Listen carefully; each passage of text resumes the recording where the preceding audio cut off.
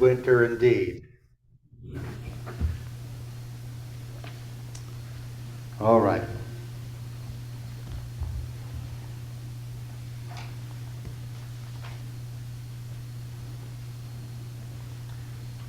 From the 5th chapter of the Gospel according to St. Matthew, beginning at verse 1. When Jesus saw the crowds, he went up the mountain, and after he sat down, his disciples came to him. Then he began to speak and taught them, saying, "Blessed are the poor in spirit, for theirs is the kingdom of heaven. Blessed are those who mourn, for they will be comforted. Blessed are the meek, for they will inherit the earth. Blessed are those who hunger and thirst for righteousness, for they will be filled. Blessed are the merciful, for they shall receive mercy. Blessed are the pure in heart, for they shall see God. Blessed are the peacemakers, for they will be called children of God. Blessed are those who are persecuted for righteousness' sake, for theirs is the kingdom of heaven. Blessed are you when people revile you and persecute you and utter all kinds of evil against you falsely on my account. Rejoice and be glad, for your reward is great in heaven. For in the same way they persecuted the prophets who were before you." This is the word of God for the people of God. Thanks be to God.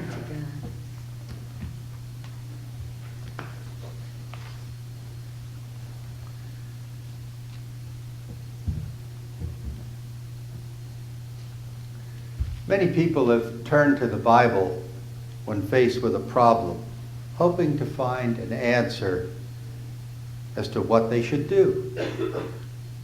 One person, faced with a particularly vexing problem, decided to open his Bible and get direction from the first verse on which he landed.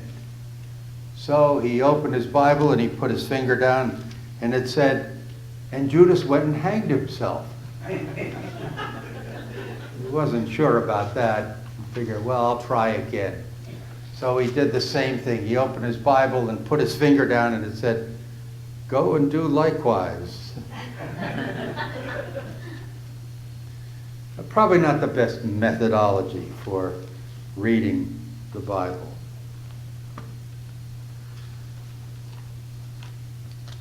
But what should you do? There's a certain hazard in taking isolated passages from the Bible and without considering their context. The Hebrew Scriptures, more specifically the Torah, sometimes referred to as the Pentateuch or the 5 books of Moses, is chock full of rules on what you should do and what you shouldn't do. We know about the 10 Commandments, but they're just kind of like the Reader's Digest condensed version of all the other laws. Actually, there are 613 commandments in the Torah. And it was a medieval scholar, Moses Maimonides, like trying to say the name of the mayor of New York, Maimonides. He was very prominent. He actually went to the trouble of counting all the proscriptions in the Torah. Came to 613 mitzvot. 365 of them are prohibitions. They tell you what not to do. And then only 248 are telling you what you ought to do. Those are things that should be done. In spite of all the commandments of the Torah, humans just seem to have a hard time keeping them. Thus, they easily drift off into corrupt ways. So the prophets spoke words of warning. And those like Amos denounced the rituals and said that they were missing the spirit of the covenant. So many commandments. There are commandments about clothing. You know, you're not supposed to mix two different fibers. So there goes all that wash and wear clothing that we wear, right? Cotton and polyester and so on, rayon. If you have a piece of cloth, then the corners of the cloth need to have tassels on them, and they have to be blue tassels. There are plenty of dietary rules. I learned the hard way that fish is okay, but they have to have fins and scales. Rabbi came to visit my house once, and I had a shrimp casserole made for him. And they said, "I'm sorry, we can't eat that. Shrimp and crabs and things, lobster that crawl on the bottom of the sea, that's not kosher." And then there's the whole business with meat and dairy. In most conservative or Orthodox Jewish houses, you have to have 2 sets of dishes. Actually, 4 sets of dishes. Because there's one set for Passover, and then a whole other set of 2 different dishes for the rest of the year.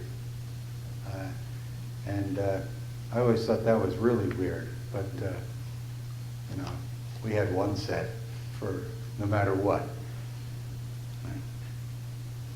Couldn't mix meat and dairy. And then, there are plenty of agricultural prohibitions and social prohibitions. You know, you're not allowed to take revenge. Gee, I wonder how many people these days are reading that. And you're supposed to welcome the stranger in your midst. Oh, what about all those Christian nationalists? Are they reading the same Bible that we read? Of course, on Shabbat, on the Sabbath, you're not supposed to do any work. I was jogging through my community in New Jersey one Saturday morning, and I passed by the Jewish temple, and the rabbi said, Pastor. And I stopped and said, what is it, Rabbi? And he said, could you come here, please? And I said, sure. And he said, come on inside. And he said, could you set the thermostat for me? I can't do that because it would be considered work on the Sabbath. So I set the thermostat for him and then went on my way. I said to him later, Rabbi, what if I hadn't been jogging by? You know, what would you have done? He said, well, I probably would have said it myself, but then I would have had to confess my sins and so on. Anyway, he was a pretty good guy.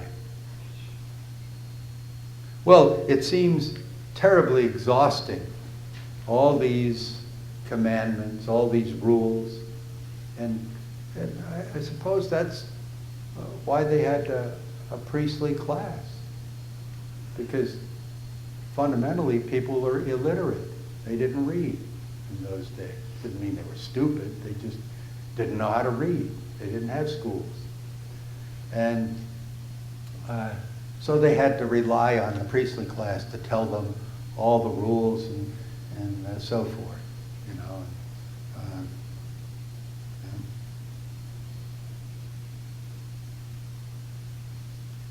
When the prophets came along, they tried to make it a little simpler, all right? And, you know, instead of being all hung up with all the rituals and the sacrifices and so on, they said, look, you know, the most important thing is not your feasts and solemn assemblies. God isn't interested in those. He's not interested in all your offerings, your sacrificial offerings. Rather, let justice roll down like waters and righteousness like an ever-flowing stream. That's more important. Or, as in our passage today from Micah, with what shall I come before the Lord and bow myself before God on high? Shall I bring burnt offerings, grain offerings, calves, all sorts of containers of oil, whatever? What shall I bring? Micah says, He has told you, O mortal, what is good. And what does the Lord require of you? But to do justice, to love kindness, and to walk humbly with your God.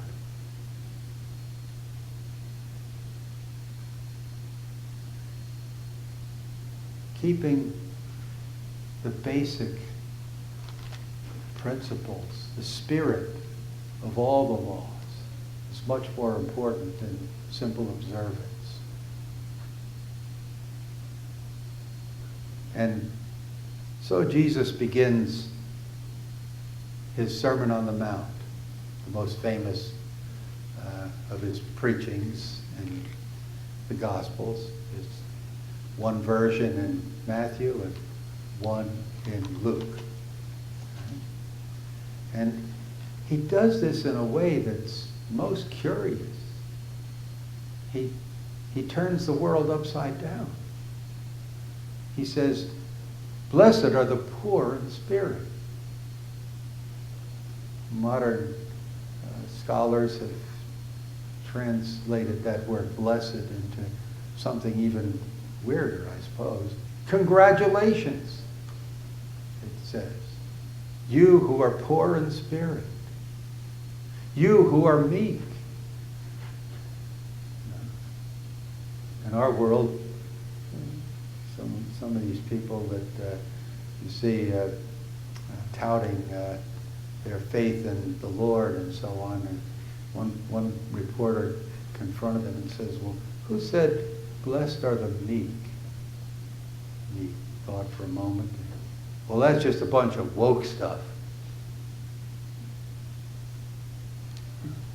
Jesus is turning the world around.